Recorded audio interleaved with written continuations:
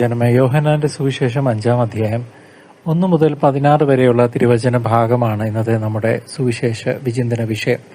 38 വർഷങ്ങളായി രോഗശയ്യയിൽ കഴിഞ്ഞിരുന്ന ഒരു മനുഷ്യനെ ബത്സേദ കുളക്കടവിൽ വെച്ച് യേശു സൗഖ്യമാക്കുന്ന അതിശക്തമായ ഒരു സന്ദേശമാണ് ഈ സുവിശേഷം നമുക്ക് നൽകുന്നത്.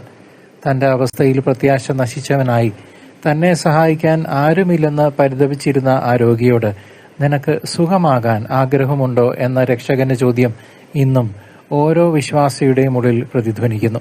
നമ്മുടെയൊക്കെ ജീവിതത്തിലെ തളർച്ചകളിൽ നിന്നും തകർച്ചകളിൽ നിന്നും പാപത്തിന്റെ ബന്ധനങ്ങളിൽ നിന്നും മോചിതരാകാൻ നാം ആഗ്രഹിക്കുന്നുണ്ടോ എന്ന് ഈ നോമ്പുകാലം നമ്മെ ഓർമ്മിപ്പിക്കുന്നു. മറ്റുള്ളവർ നമ്മെ സഹായിക്കാൻ എത്തുന്നത് വരെ കാത്തു നിൽക്കാതെ ദൈവത്തിന്റെ നേരിട്ടുള്ള ഇടപെടലിൽ വിശ്വസിക്കാൻ നാം പഠിക്കണം.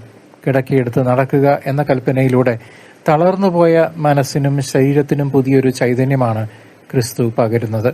നമ്മുടെ ആത്മീയ ജീവിതത്തിലെ മുരടിപ്പുകളെ തിരിച്ചറിഞ്ഞ് ദൈവത്തിന്റെ കരുണയ്ക്കായി ദാഹിക്കുന്നവർക്ക് മാത്രമേ യഥാർത്ഥ സൗഖ്യം ലഭിക്കുകയുള്ളൂ.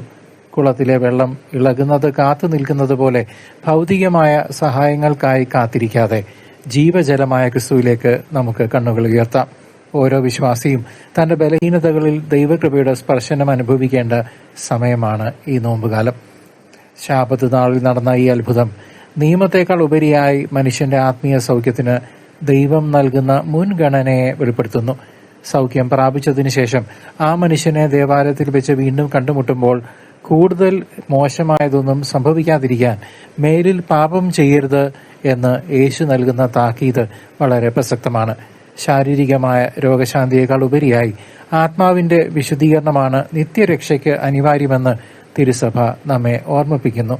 നമ്മുടെ പാപങ്ങൾ നമ്മുടെ ആത്മീയ വളർച്ചയെ തളർത്തുന്ന രോഗങ്ങളാണെന്ന് തിരിച്ചറിഞ്ഞ് അവയിൽ നിന്ന് വിടുതൽ നേടാൻ നാം പരിശ്രമിക്കണം.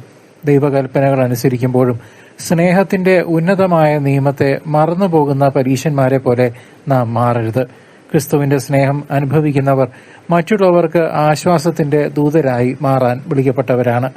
ലോകത്തിന്റെ നിയമങ്ങളെക്കാൾ ദൈവത്തിന്റെ കരുണയ്ക്ക് മുൻഗണന നൽകുന്ന ഒരു ജീവിതശൈലി നാം അവലംബിക്കണം.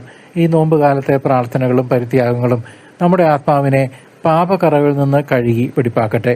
ദൈവത്തിന്റെ വചനം നമ്മുടെ പാതകളിൽ വെളിച്ചമാകുകയും തളർന്നുപോയ ഹൃദയങ്ങൾക്ക് പുതുജീവൻ നൽകുകയും ചെയ്യട്ടെ. വിശ്വാസത്തോടെ മുന്നേറുന്നവർക്ക് ദൈവരാജ്യത്തിന്റെ സന്തോഷം വാഗ്ദാനം ചെയ്യപ്പെട്ടിരിക്കുന്നു. സർവശക്തനായ ദൈവം പിതാവും പുത്രനും പരിശുദ്ധാത്മാവും നിങ്ങളെ സമൃദ്ധമായി അനുഗ്രഹിക്കട്ടെ. ആമേൻ.